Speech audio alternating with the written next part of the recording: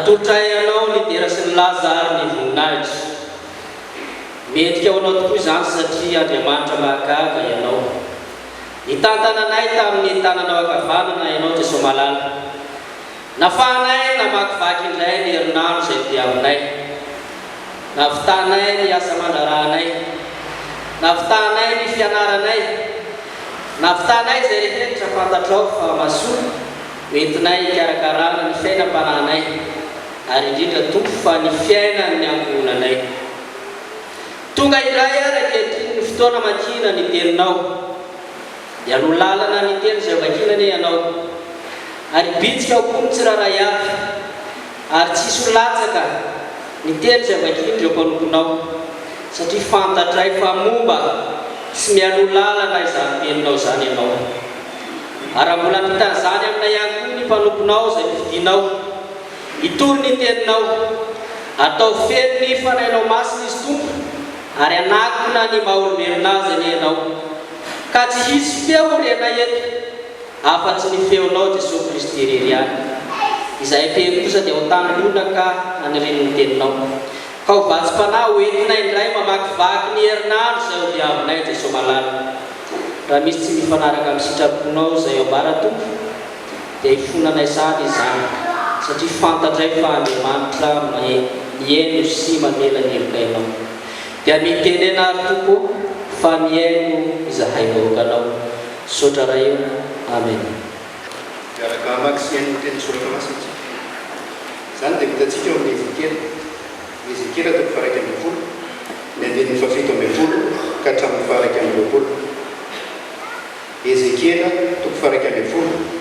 ny andininy fafito ambin'ny folo ka hatramin'ny faha 1 amin'ny anaran'i Jesosy. Koa lazao hoe izao no lazain'i Jehovah Tompo hovoreko avy any amin'ny firenena ianareo ary amboniko avy any amin'ny tany izay niampelezana anareo ka omeko ny tanin'ny Israely ianareo ary ho tonga ao izy anaisotra ny zava-dratsiny rehetra sy ny fahavetavetany rehetra dia omeko fo iray izy ary asiako fanahy vaovao anatinareo ary esoroko amin'ny nofony ny fo vato ka omeko fo nofo izy mba handehanany araka ny didy sy hitandremany ny fitsika ka anarahany izany ary izy dia olo ary izao Andriamanina fa ny amin'izay manana fo manana ny zava-dratsy sy ny fahavetavetany dia atsingeriny eo amin'ny lohany ihany ny nataony. Hoy Jehovah Tompo. Amen. Tohizantsika ny famakiana ny teny iny izany dia hitantsika ao amin'ny filazantsarani Jesosy Kristy araka ny Matthieu toko 15 ny andininy fafito ambin'ny folo ka hatramin'ny faha 20. Matthieu toko 15 ny andininy fafito ambin'ny folo ka hatramin'ny faha 20. Rehefa hita izany dia izao amaky anazy amin'ny anaran'ny Tompo. Aza ataonareo fa tonga aho handravany lalàna na ny mpaminany tsy tonga aho handrava fa hanatanteraka fa lazaiko aminareo marina tokoa mandra-pahafoan'ny lanitra sy ny tany dia tsy hisy ho foana akory amin'ny lalàna na dia litera iray na tendron-tsoratra iray aza mandra-pahatanteraka izy rehetra ary amin'izany nazoro ny mamany anankiray amin'ireo didy mandinika indrindra ireo ka mampianatra ny olona toy izany dia atao hoe kely indrindra amin'ny fanjakan'ny lanitra izy fa nazoro no mankatoa sy mampianatra ireo dia izy no atao hoe lehibe amin'ny fanjakan'ny lanitra fa lazaiko aminareo raha tsy mihoatra ny mpanorandalàna sy ny fariseo ny fahamarinanareo dia tsy hiditra amin'ny fanjakan'ny lanitra mihitsy ianareo. Amen. Ho farany ao amin'ny testamenta vaovao Tesalonianina voalohany toko faha 4 ho vakiana manomboka amin'ny 1 ka hatratra hatramin'ny faha 8 amin'ny anaran'ny Tompo. Ary farany rahalahy mangataka aminareo sy mananatra anareo amin'ny Jesosy Tompo izahay mba ho araky ny nandraisanareo taminay sy mety andehananareo sy anaovanareo ny sitrapon'Andriamanitra dia araky ny andehananareo ihany no hitombonareo bebe kokoa fa fantatrareo ny didiny nomenay anareo avy tamin'i Jesosy Tompo fa izao ny sitrapon'Andriamanitra dia ny hanamasinana anareo hifadianareo ny fitsangatsangana mba samy hafantatra izay azonareo ny fanaky ny tenanareo avy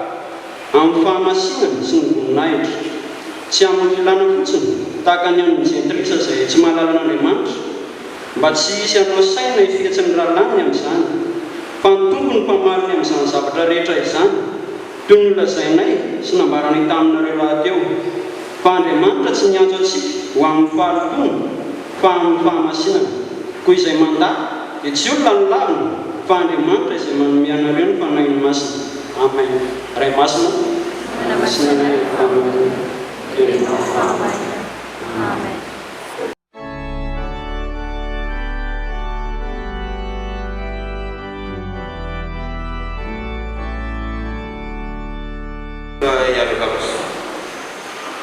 Raha eo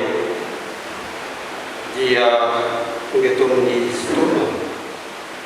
andrenesanay ny afatra avy aminao indray zay ankehitriny koa mangataka aminao zay re famondrano, mangataka aminao zay mba ianao mitantana ny fotoana ny amin'izany, ary mangataka aminao zay mba sitraponao reny atao mitoteraka mety zany fanahy masina hitavidavana anay amin'ny sitraponao tomponay, tenenana ny fombanao fa vonina iananao zany. Amen. Finaritra ny afana raotana ankehitriny satria mifanatrika aminareo rehetrarehetra ny tenako mirahasoa ny amin'ity taona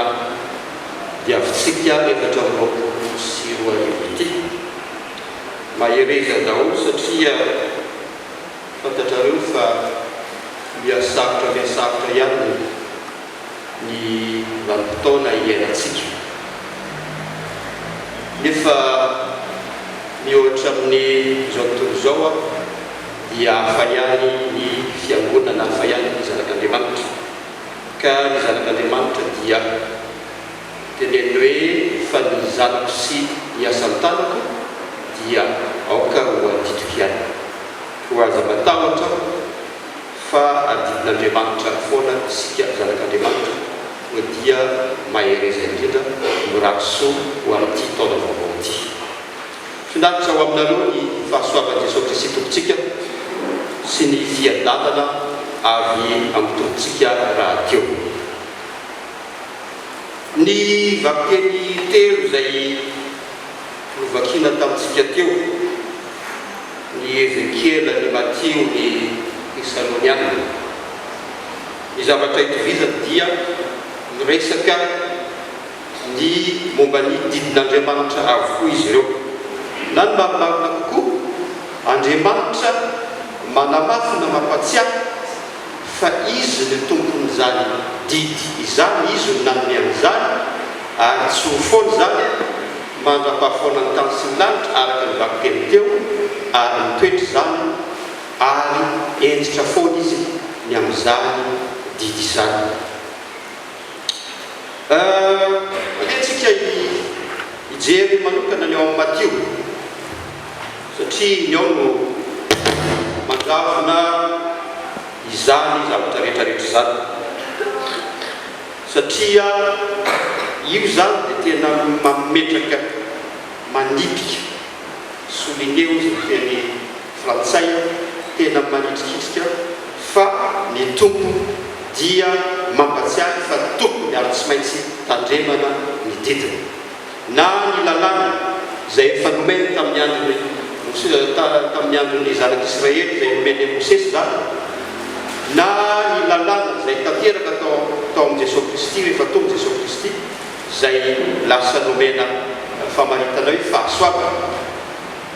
sy ny tokony iainana an'izany lalàna zany mandra-pahatonga ny fotoana izay ahatongavan'ny tompo eny amin'ny raha ao lanitra, miala eto amin'ity tany ity isika ny fialana faobe zany, izay angamba ny voa vao azo atao hoe tsy asa eto amintsika ntsony ny lalàna, nefa ny lalàna dia mitoetra mandrakizay fa miendriny hafa indray ny lalàna rehefa tonga ny fotoana izay iaolantsika amin'ny tompo any amin'ny paradisa. Ka retsika amaritra zavatra aloha hevitra hoe mampitandrina ny didiny tompo zany dia mampitandrina ny didiny foana fa nojerentsika voalohany dia zao hoe ny didin'Andriamanitra na ny lalàna dia marina foana amin'ny vanim-potoana rehetrarehetra izay isehon'ny tantarantsika olombelona. Marina ny didy sy ny lalàna tamin'ny andro Mosesy ary marina ny didy sy ny lalàna androany ary mbola ao marina ny didy sy ny lalàna rapitso sy rafakapitso. Zay na dia jerentsika voalohany ahoana ny fipetraka izay ady hevitra lehibe tokoa ary mety efa miaina izantsika ady hevitra lehibe indrindra tany amin'ny firenentsika tamin'ny fotoanandro taty aoriana moa nisy noroboroko be ny atao fifazam-panà dia nisy fiangonana marobe ny folona dia lasa atao tafiditra atao anatin'ny dogme-ny fiangonana sasany izay nametraha ny ady hevitra hoe tsy ilaina intsony ny lalàn'i Mosesy na ny didy folo fa efa tonga Jesosy Kristy ka efa fahasoavana ilay zao no mitondra ny zavatra rehetra. Marina tokoa izany amin'ny lafiny anankiray fa ny lalàna izay nomena tamin'ny andro Mosesy dia lalàna izay natao ho an'ny olombelona ihany amin'ny maha-olombelona azy. Ny zanak'Israely no nomena ny lalàna nohon'ny inona ny lazana an'izany mafiatoka ny zanak'Israely maditra ny zanak'Israely nanoty niodina tamin'Andriamanitra isaky ny ray minitra ny zanak'Israely nefa efa nahita ny zavatra rehetrarehetra nasehon'Andriamanitra azy teo amin'ny fitantanan'Andriamanitra azy. Taditsika ny tantaran'ny zanak'Israely izay nivoaka avy tany amin'ny tany Egipta izay hoentina ho any amin'ny tany Kanana fa mbola nahodinkodin'Andriamanitra nandritry ny 70 taona tao anefitra aloha ho fanomanana an'izany zareo hoe homendrika ny iaina any amin'izany tany Kanana zany satria tany araka ny fikasan'Andriamanitra homena ny zanak'Israely.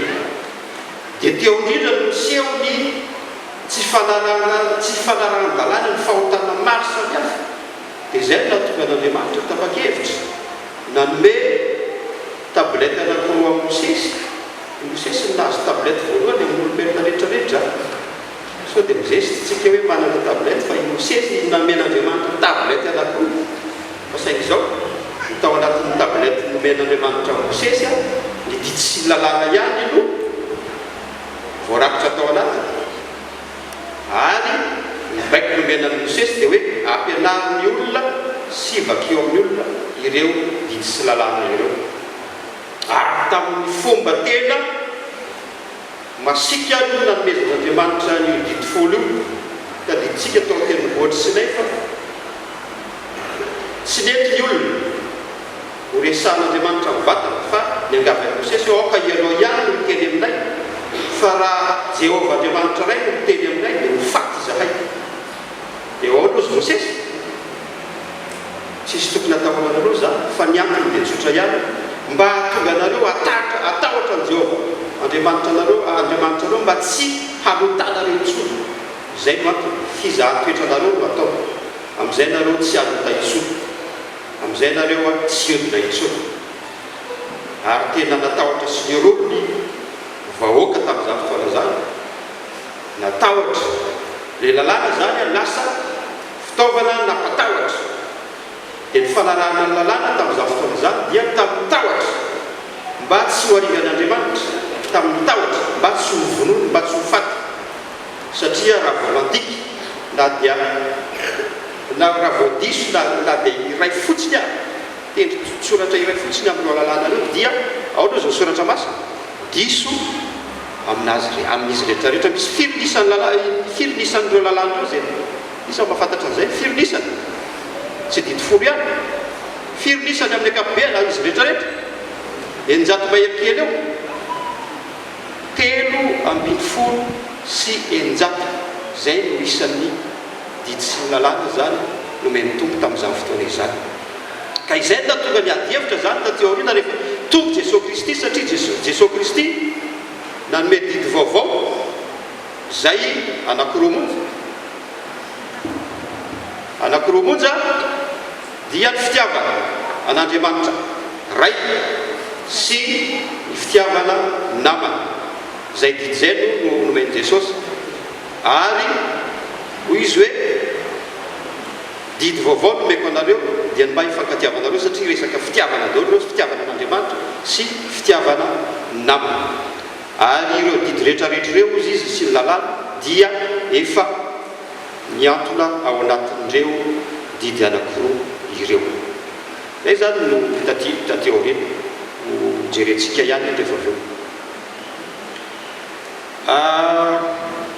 Ampatsiaka herin'ny tantara ihany sika tany amboalohany rehefa nahary lanitra sy ny tany Andriamanitra rehefa nanao ny olona dia fatao le fahasoavana zany saedena zany fanamperan'ny fahasoavana. Nomen'Andriamanitra ny endriny olona, voninahitr'Andriamanitra zany hoe omena ny endriny ny olona zay nyforona. Dia rehefa nomena ny endrina dia nomena ny fahasoavana rehetra, nomena fitahiana sy ny fiadanana rehetra atao amin'izay adena. Fa saingy izao rehefa nanota i Adama sy Eva dia niala tao amin'ny Adama sy Eva zay fahasoavana zay. Dia zay no natonga na fidiran'ny ota sy ny fahafatesana tao amin'ny olona. Zay no mahatonga ny tena ty amin'ny soratra masina hoe fa fahafatesana ny tambon'ny ota. Ary ny lalàna dia natao hifanindran-dalana na hifanohitra amin'ny fahotana. Zay manota zany dia ny lalàna mametra azy tsy anota. Fa saingy izao misy baiko ao, misy didy ao, misy tsindry ao, any dia lasa tamin'ny fahatahorana no nanarahan'ny olona ny lalàna tamin'ny fotoana. Zay zany dia izy lasa tamin'ny fahatahorana ary no fiana. Ao amin'ny dity folo misy ny constitution ny lalàna rehetra amin'ny dity folo. Aza manao an'izao, aza manao an'izao. Ny tapany voalohany dia zay mahakasika an'Andriamanitra, ny tapany manaraka manomboka aby aza mamonola sisa iny an'ny olombelona. Dia tamin'ny taratra, tsy tamin'ny fitiavana an'Andriamanitra fa tamin'ny taratra. Nefany mandraky tiny androany raha ho an'ny zanak'Israely manokana.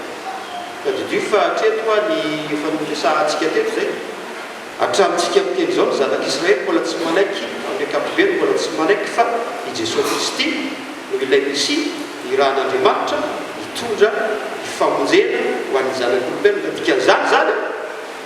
mandraky tiny androany zany zanak'Israely dia mbola miaina amin'ny lalàn'i Mosesy. Zay le izy zany hoe noho ny teknôlôjia sy noho ny vanim-potoana iainana fotsiny dia mahita izy sady maheno hoe nisy zany Jesosy Kristy zany ahitany satria avy eo amin'ny any ararofo hitany ny asa rehetrarehetra nataon'i Jesosy Kristy sy ny mpianatra, hitany ny fitsanganan'ny fiangonana taty aoriana. Fa mandraky tiny androany mbola tsy mino izy fa mbola tsy manaiky izy ny tena marina fa i Jesosy Kristy io io le Mesia zay ny irahan'Andriamanitra hitondra famonjena ho an'izao tontolo izao. Dikan'izany zany dia le mbola lalàn'i Mosesy no lalàna amin'ny ankapobeny arahan'ny vahoaka Israely. Fa isika fiangonana zay mino an'i Jesosy Kristy no efa manaraka ny didy zay nomeny Kristy zay ataony hoe didy vaovao tatia aoriana. Inona ary no azo metsika hoe amin'ity na ny tapany voalohany amin'ilay didin'Andriamanitra teo dia hatreo amin'ny fahatokavan'i Jesosy Kristy zany no verina makany amin'ny Mosesy. Zany hoe ny lalàna zany nomen'Andriamanitra manokana ho an'ny zanak'Israely satria tao amin'ny vanim-potoana namoahana ny Israely namahana ny Israely tamin'ny fahavabona tany Egypte andala fakarakarana ataony nanomezana azy. Fa mifanaraka tamin'izay dia zao ny lalàna izay nomena tamin'ny fotoanana dia efa lalàna manaraka ny rafi-pitondrana sy rafi-pitantanana tamin'izany. Teokrasia izay izao efa nomen'Andriamanitra hitarika ny vahoaka Israely. Président zany Mosesy ohatra mpitary alaza hoe président efa nomen'Andriamanitra taty aoriana kely izy a nomen'Andriamanitra mpitsara izy satria efa nisy lalàna atao ampiatra nisy lalàna atao ampiariny mpitsara taty aoriana kely dia ny fanimbo tao moa namen'Andriamanitra mpanjaka izy ireo fa nitoetra teo foana ny lalàna zany ho arahana ary nomen'Andriamanitra mpaminany raha teo ny zanak'Israely satria teokrasia rafitr'Andriamanitra mivantana no mitantana ny vahoakany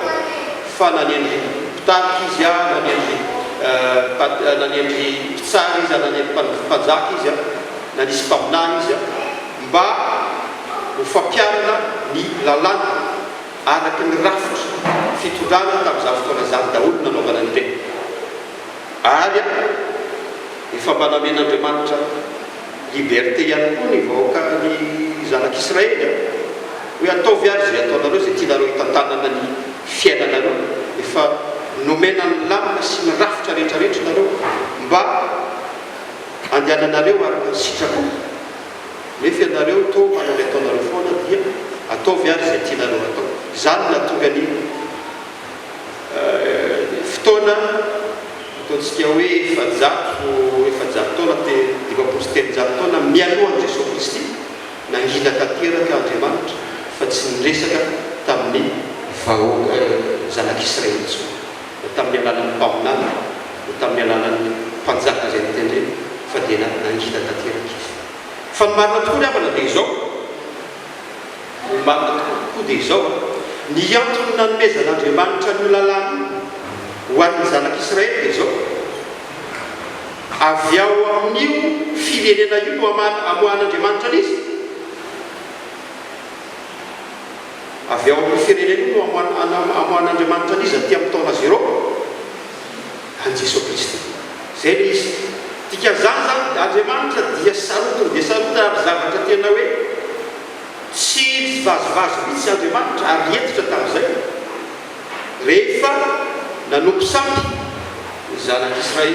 zanak'Israely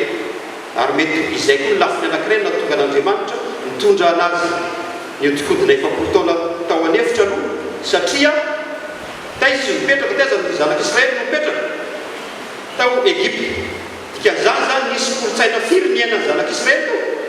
kolotsaina roa ary mahasarotiny dia mahasarotiny an'Andriamanitra zany hoe fifangaroan'ny vahoaka zay fidiny zany amin'ny vahoaka ny firenena hafa lasa misy culture anankiroa tao zay culture tsy mifanaraka amin'ny sitrapon'Andriamanitra satria ny culture egyptiana manan'Andriamanitra be da be ohatra nefa ny fampianarana nomenany zanak'Israely dia iray ihany Andriamanitra tokan'Andriamanitra tsy tokony ary tena sarotiny amin'ny izay zavatra zay le Andriamanitra toy izany koa taty aoriana rehefa nobabon'ny persiana sy ny babiloniana ny zanak'Israely taty aoriana kely dia nataon'ireo zay mifangaron'ny zanak'Israely zay taka amin'ny atsasany zany tamin'ny firenena maro dia zay natonga ny hoe samaritany zay hanajosy mandraky tiandroany tsy tian'olona tena josy reo satria fifangarona firazanana sy fifangarona culture tika zany lasa misy sampy be da be zany tao ary tena nasarotonan'Andriamanitra zany tsy avelan'Andriamanitra hifangaro amin'izany ny vahoaka zay fidiny satria avy ao no hamoahany ny zanany rehefa tonga ny fotoana fa ny anankiray koa resaka fijangajangana rehefa nifangaro ny olona dia lasa tamin'ny alalan'ny fijangajangana ny fanambady tamin'ny fomba tsy mifanaraka amin'ny sitrapon'Andriamanitra tamin'ny vahoaka ny firenena marobe zay tsy apety ny planin'Andriamanitra zay zavatra zay fa Andriamanitra dia mila vahoaka pur amoany ny zanany amin'ny fomba farak'izay fanaperana indrindra satria Jesosy Kristy dia tonga tamin'ny alalan'ny nofo dikan'izany zany hatramin'ny izay mahatonga ny tetiarana be dabe ao anatin'ny soratra masina Andriamanitra zany dia efa namaritra avy any hoe miainga vaisy ity ty olombelona izay amoary ny zanany Jesosy Kristy resaka genetika zany lalina be moa zay fa zay no anisan'ny antony zany ary mandra-pahatongavany fahatongavan'i Jesosy Kristy tamin'ny taona ohatra araka ny fanisantsika amin'ny calendrier ankehitriny dia andeha holazaina hoe ny lalàna dia natao ho an'ny olombelona fotsiny ihany amin'ny mandro voazy fa rehefa tonga kosa Jesosy Kristy arak'ilay ao amin'ny Matio toko 5:17 dia hozy izy hoe sao dia ataonareo fa tonga andavan'alàna na ny mpaminany tsy tonga andavan'alàna fa anatirana dikan'izany zany dia mamaly io ady hevitra izay natao nafotaka be tamin'ny fotoanandro hoe satria efa tonga Jesosy Kristy dia efa tonga ny fahasoavana dia foana ny didifolo tsy ilaina intsony ny lalàna fa mazava tsara ny teny tompo eto teny Jesosy Kristy tsy foana ny lalàna na dia tendrin-tsoratra iray azy mandra-pahafoana na foana ny tany sy ny lanitra fa ny lalàna tsy mety foana dia izay mahatonga anazy hoe tsy tonga ao andravany lalàna na ny mpaminany fa tonga anatanterana fa saingy izao teny izy hoe didy vaovao no meko anareo dia mba hifankatiavanareo zany mahafantarana io fa mpianatra anareo didy vaovao no meko anareo dia ny fitiavana ary inona ny didy lehibe indrindra rehefa nanantona azy mangingina reo mpianatra amin'ny didy rehetrarehetra inona lehibe indrindra dia ny didy voalohany sy ny faharoa mitiavany Jehovah Andriamanitra ao fona rehetra fantatritsika tsy anjery zay fa ny didy anankiray faharoa izay mitovy an'izany ihany hoe tiava ny namanao tahaka ny tenanao fitiavana io zany no anatanterahana ny didy rehetrarehetra fa tsy tahotra zay ny fanitsina nentin' Jesosy Kristy teo ny didy aman-dalàna dia arahina amin'ny fahendrena sy fahalalàna arahina amin'ny fitiavana fitanterahana amin'ny fitiavana fa tsy tanterahana amin'ny tahotra zay ny mahatonga hoe raha mamaky ny Jaona toko voalohany andeha ny fafitoambifolotsika dia misy hoe fa ny lalàna dia avy amin'ny Mosesy fa ny fahasoavana kosa dia avy amin'ny Jesosy Kristy nefa ny didy sy lalàna ihany no resahana amin'ny zavatra ny lalàna Mosesy sy ny didy zay nomeny tompona teo aoriana dia zavatra mifampitohana ary ny fahatanterahany didy zay tanteraka taon'i Jesosy Kristy iny le lalàna Mosesy rehefa tonga Jesosy Kristy dia vita zany ny planin'Andriamanitra tamin'ny fahatongavan'i Jesosy Kristy fitaovana ny zanak'Israely fitaovana ny Mosesy fitaovana ny daholo zay rehetrarehetra nataon'Andriamanitra miaina mialohan'i Jesosy Kristy mba ahatanteraka ny fahasoavana rehefa tonga Jesosy Kristy fa ny hevitra ny didy sy ny lalàna tsy miova aza mangalatra dia mbola mitoetra foana zany raha tsy ny mangalatra dia aza mangalatra dia mitoetra foana zany aza mamon'olona dia mbola mitoetra foana zany mandraka ankehitriny fa tsy foana koa satria tsy manoatra ny fahasoavana zany sy ny lalàna rehetrarehetra fa ny lalàna izay mangeja manana endrika mangeja ireny le nahitsiny Jesosy Kristy fitiavana no anatanterahana lalàna satria Andriamanitra raha teo dia fitiavana Andriamanitra raha teo dia fahasoavana Andriamanitra raha teo dia fahatanterahana ny amin'ny zavatra rehetra ka zao ny mahasamihafa ny lalàna tamin'ny andron'i Mosesy sy ny fahasoavana tamin'ny andron'i Jesosy Kristy zany dia tsotra ihany le lalàna tamin'ny andron'i Mosesy dia lalàna natao manokana ho an'ny olona ary nono nataon'ny olona no nahatonga n'Andriamanitra namiaka fa rehefa tonga Jesosy Kristy tamin'ny fahasoavana dia aferan'Andriamanitra manokana izy manomboka aferan'Andriamanitra manokana ary zay no mahatonga hoe ny fahasoavana dia omen'Andriamanitra maimaim-poana na itsika atao fiangonana na itsika zanak'Andriamanitra na ny olona any ivelan'ny fiangonana zay tsy mino an'Andriamanitra dia nomen'Andriamanitra fahasoavana maimaim-poana amin'ny maha-olombelona zany maimaim-poana ny fahasoavana tsy mitovy ny fahasoavana sy ny fitahiana aza fangarotsika izy ny fitahiana dia rehefa miasa be ianao dia nahazo valika sasana dia nomena fitahiana ianao zany fa ny fahasoavana na miasa ianao na tsy miasa mety omen'Andriamanitra fahasoavana foana ianao na mino an'Andriamanitra ianao na tsy mino an'Andriamanitra omen'Andriamanitra fahasoavana foana ianao rehefa olombelona zany dia eo foana ny fahasoavan'Andriamanitra zay no mahasamihafa azy ka noho izany ry avy alala isany ny fahasoavana dia aferan'Andriamanitra manokana souveraineté an'Andriamanitra manokana izy no nanome an'io tsisy nangataka an'io tsy satria hoe masina be tsika tsy satria hoe nanao asan'Andriamanitra be isika tsy satria hoe nanao an'izao zavatra rehetrarehetra zao isika dia nomen'Andriamanitra fahasoavana ny fahasoavana dia namen'Andriamanitra foana ary zay natonga ny Jesosy Kristy nanaiky ny mission napanaovan'Andriamanitra azy dia ny famonjena zay le izy tsy noho isika mahafatifaty an'Andriamanitra tsy noho isika nanao zavatra rehetrarehetra tian'Andriamanitra tsy izay loatra fa noho isika zanak'Andriamanitra satria tian'Andriamanitra isika na farak'izay mpanoto matevitra otra tsy midika koa zany andao notafoana fa ny fanalana ny fanafahana antsika amin'ny fahotana dia efa nataon'i Jesosy Kristy raha teo ary zay le atao hoe filazantsara ary zay le atao hoe tena filazantsara ao amin'ny Korintiana voalohany za Korintiana faharoa toko fahadimy amby folo ny voalohany ka hatramin'ny fahadimy eo tsy tadimy fahaefatra sy fahadimy ao mamaritra le atao hoe filazantsara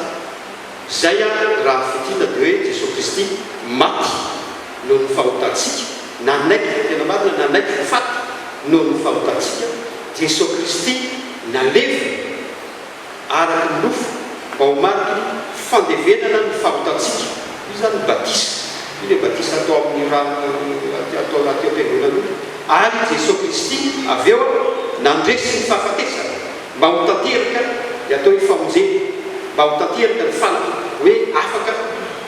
manana ny fitaovana mahafaka ny fahotantsika zay no tanteran'i Jesosy Kristy tsika dia fitsakanany tamin'ny maty ary nandraisany fanamasina io le atao hoe batisany fanamasina ary fizotran'ny lalàn'Andriamanitra fizotran'ny fahasoavana avokoa zany rehetrarehetra zany ary efa natorony atsika maimaim-poana zany natorony atsika maimaim-poana zany ary efa natorony atsika maimaim-poana ary iainantsika mandrakitiny androany azotsika iaina azotsika isitrana mandrakitiny androany izao mandrapatonga ny fotoana ialantsika eto mandrapatonga ny fotoana hoa ialantsika eto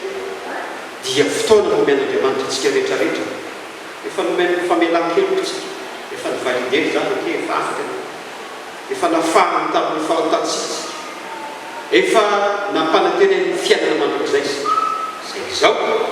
eo le hoe ny fahasoavana dia ekena lalàna dia ekena fa zay izao ny fahasoavana dia tsy maintsy iainana ny lalàna dia tsy maintsy iainana mandrapatonga ny fotoana farana ialantsika eto na itsika tsirairay ihany na ny fahatongavany tompony eny amin'ny rahamanitra sao tsika izesy tao hoe fa azonay famelan-keloka fa noana sy mbola azotsika ny tena famelan-keloka tena izy rehefa ozy ny tompo eo ambavady izy tsy hoe midira ny fifalian'ny tontao amin'izay fotoana zay no tena hoe sura ny famelan-kely kanefa aza matahotra fa ny fanomen'Andriamanitra antsika ny toromarika sy ny lalana sy fomba rehetrarehetra ahafahantsika ho tonga amin'izany tanjona izany. Mba ahafahantsika mahazo anazy dia zao mety mahitsika olona farak'izay mpanolo tano ty karazana fahotana rehetrarehetra fa rehefa nifamaly tamin'ny fariseo sy ny mpanoran-dalàna sy ny anana izy da olo izy mitompo sady tezy izy hoentitra fa ny mpijangajanga sy ny mpanotany dia alohanareo any amin'ny fanjakany lavitra dia tsy atosika izy fa hoana ahona kosa zany za efa manao an'izao zavatra rehetrarehetra zao efa nataoko daholo iny izy le taditsika le mpivarotra mpanankarena ina no ataoko mba hiderako fanjakana lavitra eo izy tompe tandreko vidy efa tandremako daholo didy rehetrarehetra eo zao tompo hoe mbola misy zavatra anankiray ngatany no ameo manitra ny fananana rehetra dia kemoka le alina satria tsy fony manomanitra ny fanana zay zay le mpanankarena zay ke efa nitandremako ny didy rehetrarehetra tanditandina ny didy rehetrarehetra fa nisy sitrapon'Andriamanitra zay nangatany tao ary metitsodina le raha sarotra ho an'ny mpanankarena miditra ny fanjakana lavitra fireana ihany fitiavan-tena zay zany zavatra mbola manjaka ao ampony maro na itsika kristianina io azy na itsika zanak'Andriamanitra io azy mbola miaina zavatra maro be isika zay tsy fanaraka ny sitrapon'Andriamanitra reny no amezan'Andriamanitra fotoanantsika amin'izao vanim-potoana izao arak'izay trano ilaontsika miezaka hiara amin'ireny fanamperana tsy misy zany ary fantatr'Andriamanitra zany fa efa nanota avokoa izy rehetrarehetra tsy misy marina na dia iray azy fantatr'Andriamanitra zany zako tantarakely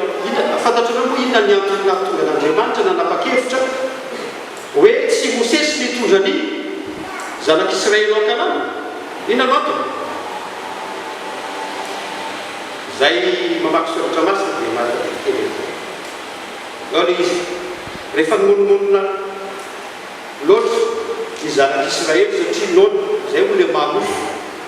nona nangetaeta ary amin'ny tantara izy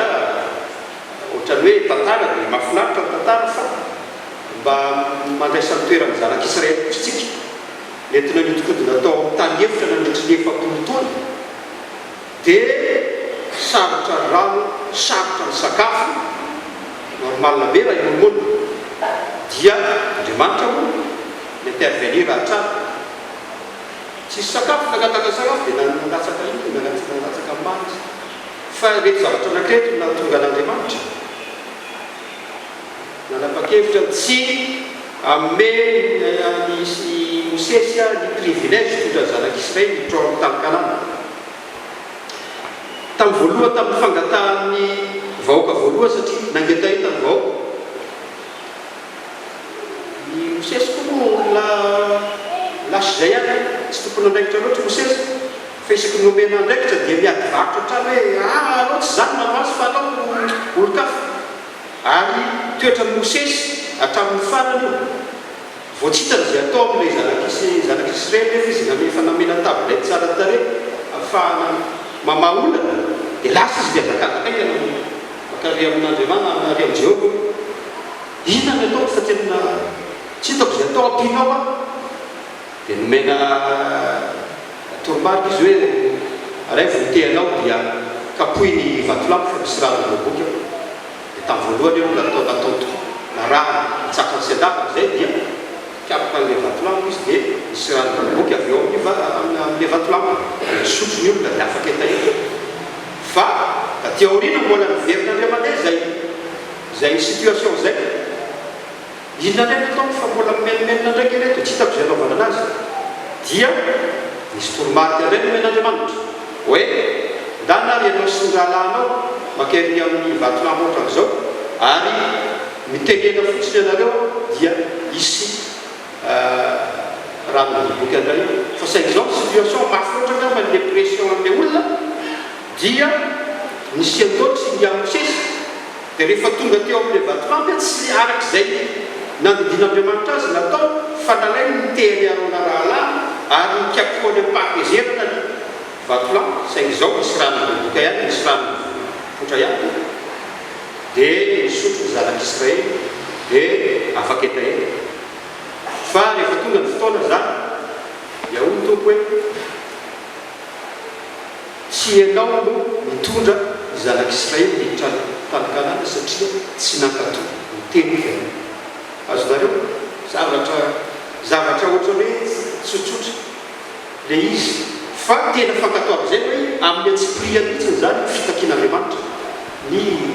fanarana ny didiny sy lalàna ankatoavana azy tena amin'ny antsipriany ary zay anton'izay no tonga an'Andriamanitra nanapa-kevitra tsy ianao no mitondra ny zanak'Israely miditra any amin'ny tany Kanana fa i Joshua sy Kaleba moa le izy tateo azonareo fantatr'Andriamanitra azon'Andriamanitra fa tsy takatry Mosesy le izy saingy tamin'ny andro tsy fahalalana ozy ny tompo dia nandefitra ihany azonareo zay ihany no manamafy zany fa tamin'ny fotoanandro zany lalàna zay nomena ny zanak'Israely tena endriky Jehovah Andriamanitra hatramin'ny tendritsoratra farakely hatramin'ny hevitra fankatoavana azy endriky izy ary zay koa no nahatonga ny zanak'Israely ataontsika hoe ny roapatelo ny zanak'Israely ringana tao anatin'ny 70 taona fa taranaka maparana ny zanak'Israely tamin'izao fotoana zao sisa no reny hita tany Egypte fahasoavana ry aby taty ao hoe aferan'Andriamanitra ho ihany fahasoavana raha nyhevina fa tsy miankina amin'izay ataony na tsy ataon'ny olona intsony ary ny fahasoavana dia Andriamanitra no mitarika ny olona ho amin'izany rehefa miresaka fahasoavana tsika zany dia eo ny fanahymasina rehefa miresaka fahasoavana tsika dia eo ny finoana rehefa miresaka fahasoavana tsika dia eo ny fahamarina ary rehefa miresaka fahasoavana tsika dia eo ny filazantsara tsy afaka misaraka ka ny lalana anankiray zay ahafahantsika mahazo ny filazantsara mahazo ny fahasoavana dia ny fahazahoantsika tsara ny atao filazantsara fahazahoantsika tsara atao inona moa le asa-pamonjena nataon'i Jesosy Kristy ary fahazahoantsika tsara hoe inona no tsy maintsy ataontsika ao anatin'izany rehetrarehetra zany zay le hoe tsy maintsy mibebaka isika rehefa nanota satria maty noho ny fahotaontsika Jesosy Kristy tsy maintsy diovina amin'ny fahotantsika isika amin'ny alalan'ny batisa mba hatray ny batisan'ny famelan-kevitra satria efa nalevina noho ny fahafatesana Jesosy Kristy ary fandraisana ny fanahy masina tsy maintsy ny mandray ny fanahy masina isika mba hitady lalanatsika amin'ny fantanterahany fahasoavana satria Jesosy Kristy dia efa nandrotsaka ny fanahy masina efa nandray sady nanome ny fanahy masina ho antsika mba hahatonga atsika ho tena zanak'Andriamanitra mba hahatonga atsika tena hiaina sy hisitraka any izany fahasoavan'Andriamanitra amin'ny tena izy zany ary izao tsy hoe ho ihany miasa be tsika dia nahazo fahasoavana mety niasa tsika dia nahazo fitahina betabe ny hoe miasa dia mahazo fitahina fa nahazo fahasoavantsika no zay vao afaka manao miasa zay tsy mampitovy zay mahatonga hoe aferan'Andriamanitra ny fahasoavana nomeny fahasoavana sika zay vao afaka manao ny asa afaka manao ny asany ihany na tianao ny asany na tsy nomeny fahasoavana fa zay mahatonga ny sasany lasa ny rehareka na vita asa n'Andriamanitra be tamin'ny fiangonana ohatran'izao dikan'izany zany fa ny fahasoavan'Andriamanitra no nahatoy izao anay fahasoavan'Andriamanitra nahatoy izao fiangonana satria afangarontsika ny fitahin'Andriamanitra izy no nizavatra ntsika lasa firearea lasa fitadiavam-boninahitra eo amin'ny toeran'Andriamanitra fa ny tena marina Andriamanitra no tokony fahasoavana Andriamanitra no nanome fahasoavana ary nomen'Andriamanitra maimaimpoana atsika izany fahasoavana izany ary rehefa nandray izany fahasoavana izany tsika tamin'ireo lalana rehetrarehetra fahamanay fahasoavana zay vao afaka miteny hoe manao ny asan'Andriamanitra satria nahazo efa nahazo ny fahasoavana nomen'Andriamanitra. Sarosarotra takalina amin'ny lafiny anankiray ny zavatra noresantsika eto zay izao ozy mitoko hoe mandiana fosiny arak'izay nandidiko anareo minofo tsy niany ozy mitoko fatanteraka aminareo ny zavatra rehetrarehetra ireo ary efa nomeko ny zavatra rehetrarehetra moantoka ny amin'izany anareo ny tonga farandrama ohatra ihany le zavatra ampiasahako teo fa Andriamanitra araka ny fahasoavana nomeny dia ny olona rehetrarehetra dia afaka mahazo fanjakan'Andriamanitra na izy mihitsy tadintsika ilay niara-ny fatsiana tamin'ny Jesosy Kristy teo amin'ny hazo fijaliana nisy jiolahana teo tena jiolahana eo arentsika dia dahalo ny anankiray moa nety ny avinavina ary zay avinavina zay no fahavalony atao hoe fahasoavana ny avinavina mpanahy zay mahatonga fireareana sisisa zay no tena fahavalony fahasoavana fa ny anankiray kosa dia nibebaka tao anatiny ary teo no nafantatra an'i Jesosy Kristy satria teo akaikiny teo Jesosy Kristy ary na dia fantany ary fa miara fatsiana aminazy dikan'izany zany fiafaran'ny olombelona fatsiana amin'ny azo fijaliana zany fa tsy maintsy fahafatesana fa saingy mbola nahazo eritreritra izy iresaka amin'ny olona io amin'ny mahatompo azy amin'Andriamanitra azy satria efa eniko daholo ny zavatra nataony dia ahoana izy tompo ao tsarovy aho rehefa tonga any amin'ny fanjakana voateo izy nijiolary nahazo ny sazy araka ny lalàna izy zay mahatonga anazy miantona amin'ny azo fijaliana saingy teny tamin'ny tompo izy tsarovy aho efa tonga any amin'ny fanjakana dia ahoana navaliny tompo azy ahoana izy tompo anio ihany ianao dia araka tananao zay jiolary an-dany matevitrokatra amin'ny fahotana ray segondy tao anatin'izay minitra dia nahazo ino nahazo fahasoavana avy amin'ny tompo anio ihany ianao miditra zay io le teneniko hoe tsika omen'Andriamanitra fahotana fotoana nomen'Andriamanitra tsika io rehefa mahafantatra ny zavatra eto tsika indrindra ny fiangonana sy ny zanak'Andriamanitra fantatry tsika zany hoe ahoana ny fahotana inona tsy tokony atao inona ny tokony atao fantatritsika ny zavatra rehetrarehetra nomen'Andriamanitra tsika zay izao mbola tsy tanteraka zay hoe anino anao miara-any paradisa fa rehefa eo ny alohany ialantsika eto ray segondy eo zany manomboka fanapahana ny zavatra rehetrarehetra fanapahana ny sortsika tsirairay miditra ny fanjakan'ny lanitra matsitra ny fanjakan'ny lanitra efa hiavitsika hoe aza matahotra fa manana tompo nanome fahasoavantsika manana tompo nanome fitaniantsika manana tompo tena tiantsika ary ny tompo dia tsy mba mivadika amin'ny teny fiasana sy ny fampanantenana fa zay rehetrarehetra miterena dia tsy maintsy tanteraka avokoa dia hitoetra amin'ny toerin'Andriamanitra amin'ny toerin'ny tompontsika ny fahasoavana tena izy ka isika rehetrarehetra zao dia mitonga any amin'ilay toerana zay noman'i Jesosy Kristy ho antsika rehetrarehetra hiara-pana hiaina fiadanana amin'ilay tompontsika.